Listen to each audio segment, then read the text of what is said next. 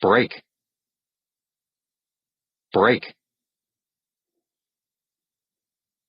break, undo,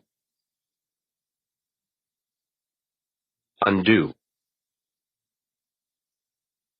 undo, shilling, shilling, shilling, furthest, furthest, furthest.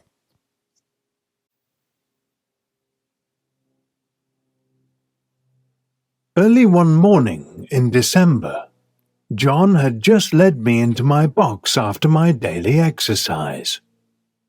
He was putting my cloth on, and James was coming in from the corn chamber with some oats when the master came into the stable. He looked rather serious and held an open letter in his hand. John locked the door of my box, touched his cap, and waited for orders. "Good morning, John," said the master. "I want to know if you have anything to say against James." "No, sir. James is hard-working and friendly to everyone. He works hard, even when my back is turned." "That's good. But I must put another question. Have you ever seen that he stops to talk to his friends when he goes out with the horses to exercise them, or to take a message? Or would he leave the horse outside while he goes into his friend's house?" "Certainly not. I will say this, sir, that I never had a more steady, honest, and clever young fellow like him in this stable. I can trust his word, and I can trust his work. He is gentle and clever with the horses. I would rather have them in charge with him than with half the young men in fancy hats and clothes." The master stood grave all this time and listened carefully. As John finished his speech, a big smile spread over the master's face. The master looked kindly across at James and said, "James, my young man, set down the oats and come here. I am very glad to find that John's opinion of your character agrees so exactly with my own. I have a letter from Sir Clifford Williams of Clifford Hall. He wants me to find him a young stable-keeper that can be trusted. His old carriage driver is getting weak. He wants a man to work with the old man, get into his ways, and step into his place when the old man retires. He would have 18 shillings a week at first, a stable suit, a driving suit, a bedroom over the driver's house, and a boy under him. Sir Clifford is a good master, and if you could get the place, it would be a good start for you. I don't want to part with you, and if you left us, I know John would lose his right hand." "That I should, sir," said John, "but I would not stand in his light for the world. He is as steady as a man, and is strong and well grown. Although he has not had much experience in driving, he has a light, firm hand and a quick eye. And he is very careful. I am quite sure no horse of his will be ill-treated." "Your word will go the furthest," said the master.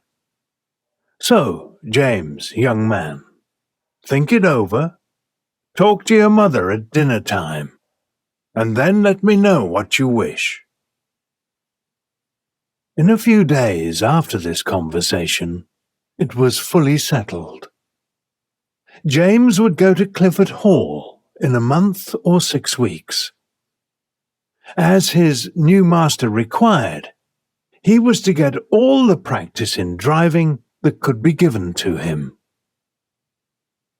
So, now, when Ginger and I were put in the carriage, James drove us.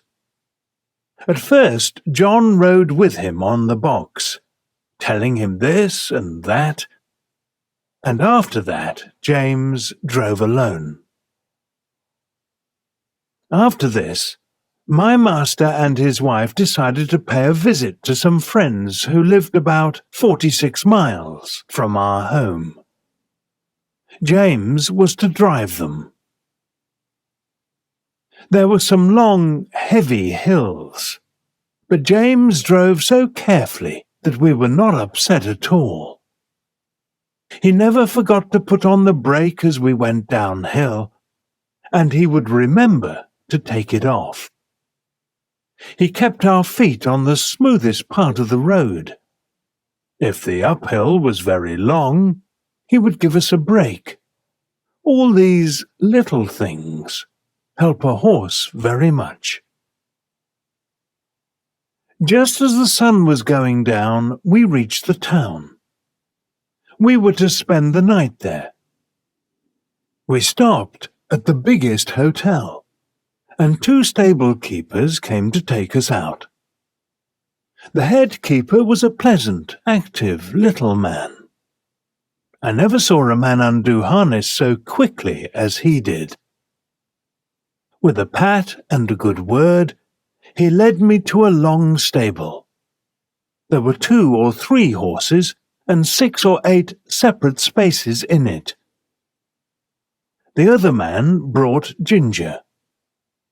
James stood by while we were rubbed down and cleaned.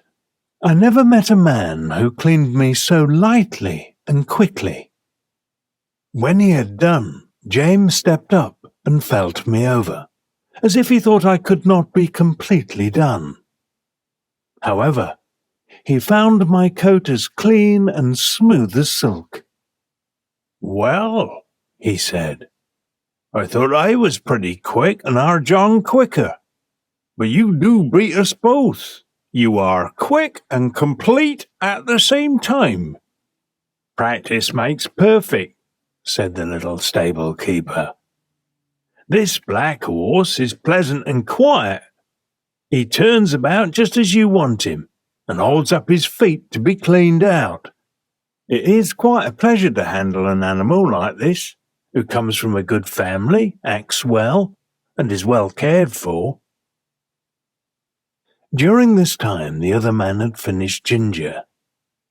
Having brought our corn, James and the old man left the stable together.